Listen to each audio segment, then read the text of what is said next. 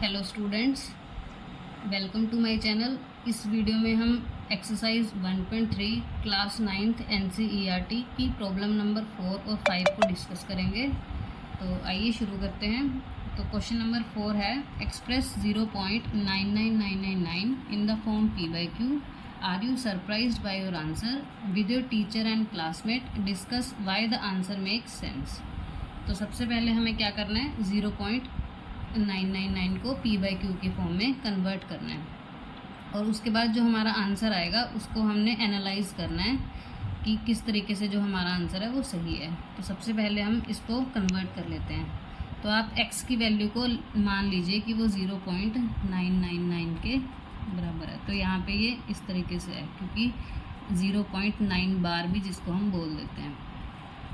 तो सबसे पहले देखिए हमारे पास ये डेसिमल के बाद ओनली 1 ऐसा डिजिट है जो कि रिपीट हो रहा है। तो हम क्या करेंगे, दोनों साइड 10 से मल्टीप्लाई करेंगे। तो ये बन जाएगा हमारा 10x और इसमें जब 10 से मल्टीप्लाई करेंगे तो ये जो हमारा डेसिमल है वो एक जो प्लेस है वो राइट साइड शिफ्ट हो जाएगा। तो इसका आंसर बनेगा 9.999। तो हमारे पास दो इक्वेशन आ गई, equation number 1 and equation number 2। अब हम क्या करेंगे, इक्वेशन नंबर 1 को सब्ट्रैक्ट करेंगे इक्वेशन नंबर 2 से। Subtract equation 1 from equation 2। 10x minus x करेंगे तो हमारे पास आ जाएगा 9x। और जब इन दोनों को सब्ट्रैक्ट करेंगे तो देखिए यहाँ पे तो बिल्कुल सेम ब्लॉक ऑफ डिजिट्स है, तो यहाँ पे 0 ही बनेगा डेसिमल के बाद। तो यहाँ पे बचेगा क्या, 9 माइनस 0। तो 9 माइनस 0 होता है 9। तो x की वैल्यू आ जाएगी 9/9 विच इज़ इक्वल टू 1। तो देखिए हमारे पास 1 आ गया यहाँ पे। तो अब हमें इस आंसर को एनालाइज करना है कि y जो हमारा x की वैल्यू आई है 0.999, why this is equal to 1। तो देखिए इसको कैसे हम एनालाइज कर सकते हैं। सबसे पहले हम क्या करेंगे, हम ओनली हम सिर्फ सिंगल 9 लेंगे यहाँ पे। तो हम क्या करेंगे, 0.9 एंड 1 के बीच की वैल्यूज़ को देखेंगे कि इनके बीच कौन सी वैल्यूज़ लाई करती हैं। तो एक तो 0.91 आ जाएगी इसमें, है ना। सेकंड आएगी 0.92, देन 0.93 और इस तरीके से हम 0.999 पे पहुंच जाएंगे। अब हमें यहाँ पे देखिए मिल गया कि जो मेरा 0.99 है वो ही क्लोज़र है 1 के। तो हम यहाँ पे बोल सकते हैं कि 0.99 इज़ क्लोज़र टू 1, क्योंकि इन सभी वैल्यूज़ में से 0.99 ही ऐसी वैल्यू है जो 1 के सबसे क्लोज है। लेकिन अगर हम 0.99 और 1 के बीच की वैल्यूज़ को देखें तो कौन सी हमारे पास वैल्यू आएगी, 0.991, 0.992 और इस तरीके से चलते चलते हमारे पास वैल्यू आ जाएगी 0.999।